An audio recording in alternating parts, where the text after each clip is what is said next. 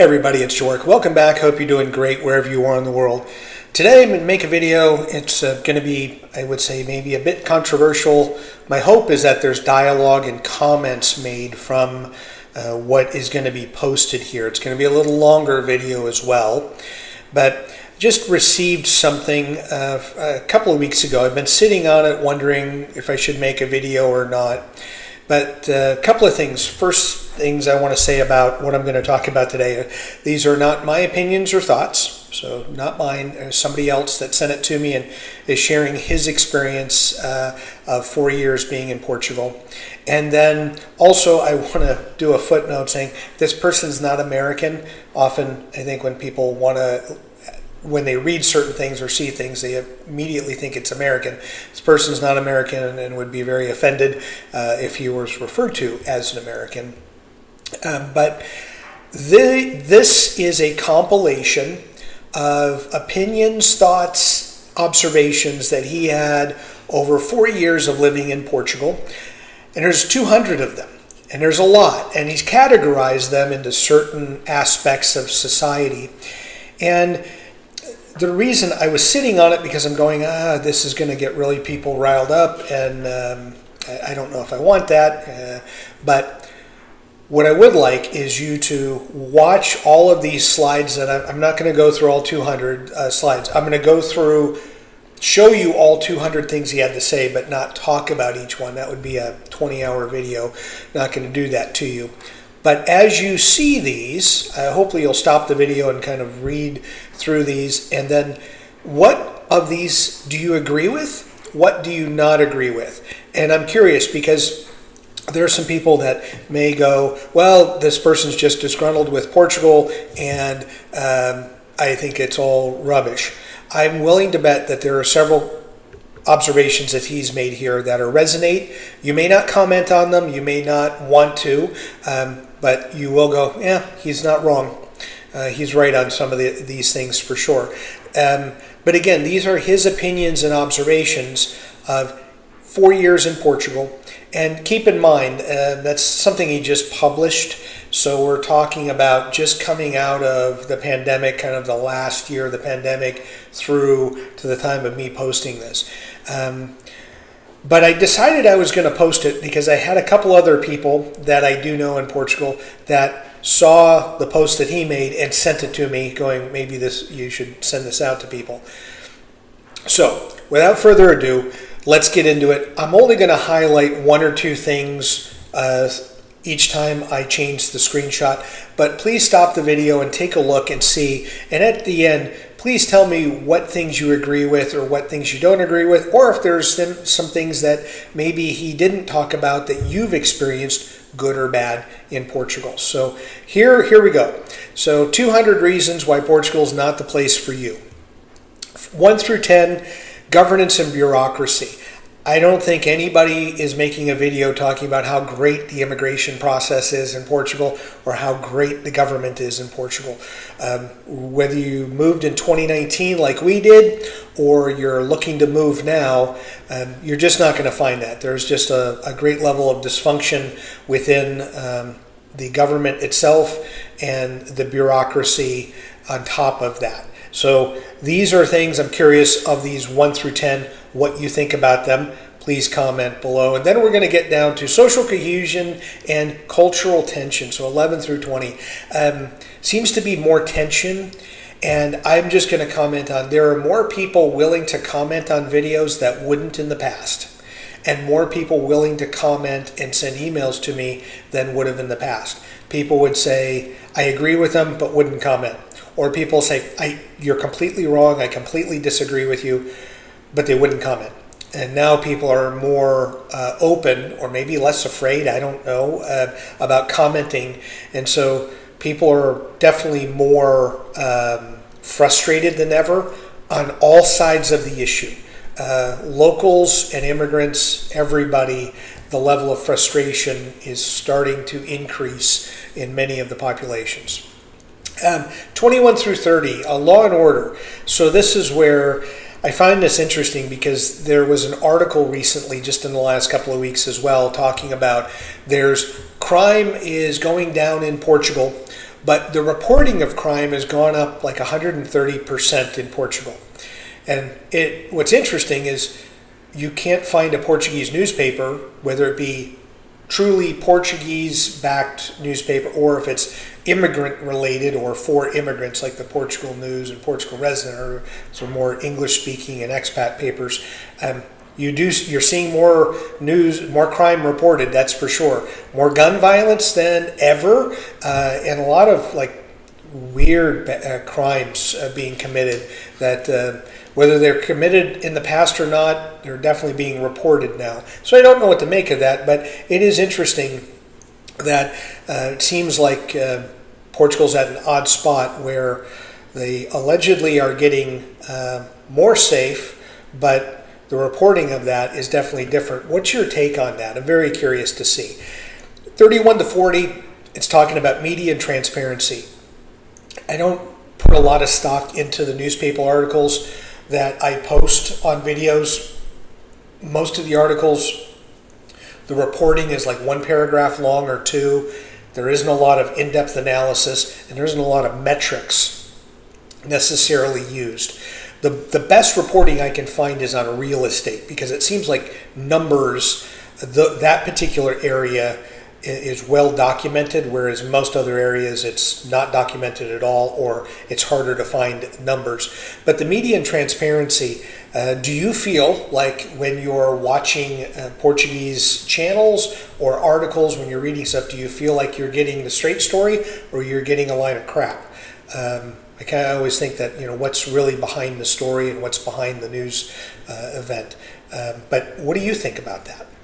41 to 50, infrastructure and daily life. And this is more of when you are living there and some of that honeymoon period has fallen off or wears off. And you have things like, strikes that happen. Transportation strikes happen year round. Used to be more summer strikes, but there's been doctors on strike, nurses on strike, you name teachers on strike. There's a lot of different areas where people go on strike. In every situation, it's about pay and quality of life or better working conditions, which is probably why a third of the more educated population in Portugal skedaddles for other countries because of better pay and better life. So that's something that, as you get settled in and you start seeing more of the day-to-day, I'm curious to see what you think of when you are thinking about the infrastructure of the country and just daily life. 51 to 60, the economy and rising costs. Portugal, when we moved, Portugal's affordable. That's one of the three things that they said. Portugal's definitely less affordable. There are other people that choose not to move to Portugal or move away from Portugal because they can have a better life someplace else and their money goes farther simply based upon what rents and home prices are going for in Portugal these days. It's, although a bag of groceries may be more economical in other places, rent and the buying a property is eating up so much of people's pensions and investments that it's no longer the affordable place that it was touted at, let's say, 10 years ago. 61 to 70, scams and exploitation. I think every country has some of this stuff going on. I always am worried about the accountability if somebody does something wrong. Even the legal system, I think, has definitely failed a lot of people along the way. But when there's issues, and I'm going to speak specifically about contracts, dozens of people messaged me over the years asking me to look at their rental agreement because often in the rental agreement it says you're responsible for everything. Meaning if lightning strikes and there's a hole in your roof and water comes in, it's your problem, not the landlord's problem. And many contracts are written in that vein to where you need to go back and have the contract modified. And so many people don't read their contract and then they get exposed or something goes out, the oven goes out because it's a 20-year-old oven and they're paying for it, meaning the tenant versus the landlord. So many of those things are things that people find out often after the fact versus before they're moving. And as this person was explaining, contracts, there's always this weirdness about it's a moving target. Things aren't always spelled out. The documents you need for one thing, they say yes today, but tomorrow it's different documents. There's an inconsistency in how that works. Next up, interactions and daily social dynamics. I would say our experiences, I was hoping that there would be more positivity, more optimism, and more cup half full mindset and approach. And I can say with the people that we came in contact with, it was more cup half full, more tomorrow's not going to be a better day. There was more pessimism or skepticism versus optimism. And I'm not sure what went into that. Our neighbors who are Portuguese, and they were very open about it because I'd ask them, hey, it's going to be a good day today, and maybe. There was nothing about tomorrow's going to be better than today or next month's going to be better than last month. Two of the neighbors that we spoke to and were pretty open with this, they're pensioners, they're in their 70s and 80s. They were blaming it on just the culture from the dictator. And that even though that's a long time ago and a couple of generations ago, that there's still a shadow over many of the people from maybe the way of thinking of the 40s, 50s, 60s, and how things were. I don't know that. But I will say it's definitely not the most positive environment to be in and live in. Next up, 81 to 90, mentality, history, cultural structures. This is where, so this person, his observations is that Portugal relies a lot on their past to be able for tourism or to talk about what happened 500 years ago, 600 years ago, but not necessarily what is going on right now in Portugal or what can be started now that will bring Portugal, through the next 50 to 100 years.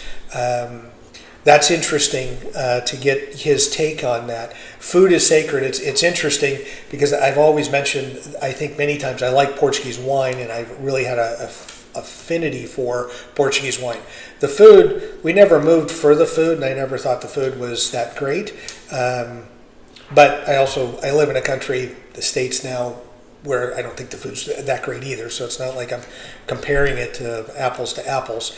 But it's interesting to get his take on that. What do you feel about the history, the culture, as you've immersed yourself in Portugal? What are your feelings about that? We're almost halfway through, folks. Transport, driving, and taxation. So many people leave after 2 years. And I will say Americans specifically, as well as other countries too. When you pay your first round of taxes, that's when all of a sudden the light bulb goes on. Whether you had the NHR status or not, that's when many people go, oh, wow, I didn't realize what I'd be owing here, and that throws people off.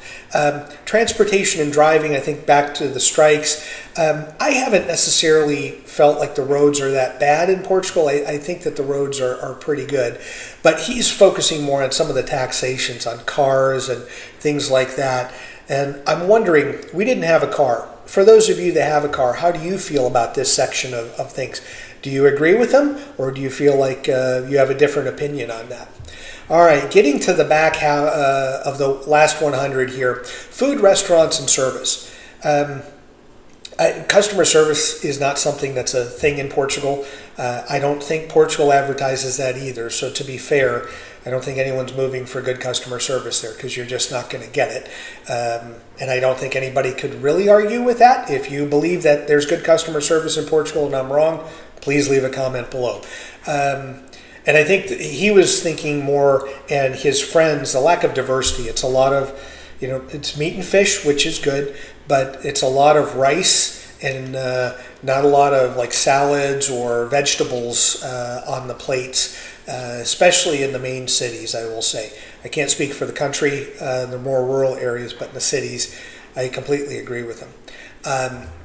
Next up is 111 to 120, daily life and social fatigue. So cash is still king in many places. That's something that I think you need to be aware of. Always have some cash in your pocket or your purse. When things open and close, it's sort of a moving target. There isn't necessarily places around us, whether it be a mini mercado, a snack bar, a pasteleria, and it doesn't matter whether it be a major company or a mom and pop type of operation.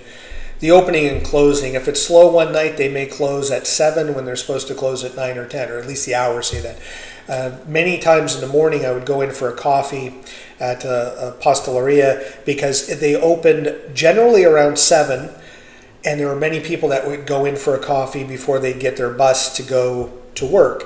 And I would go down because it would be an opportunity for me to, one, talk to the owners of the property and get some information from them, and also speak Portuguese with them, but also talk to someone to the left or the right of me. Even if it's only for a minute or two, it's helpful to just learn some phrases, learn the dialect, things of that nature.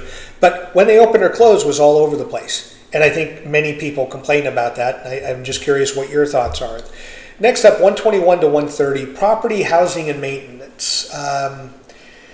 This is one that's a sore spot for me because looking at almost 500 properties in our time there, and those were for expats, immigrants looking to move.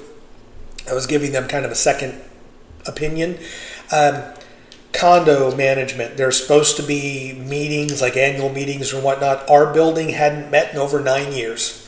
And we moved in 2019. The last time they met was 2008, I believe, when we were looking at trying to find records. And who do we pay? And are they doing anything? I'll give you an example. I made a video about this. In our entry to our building, there was a leak. And it was a pretty big, and it was a constant leak. So when you're getting your mail, you're getting rained on, and no one did anything about it. The apartment that caused the leak, where the pipe broke, did nothing. The association, the management company, did nothing.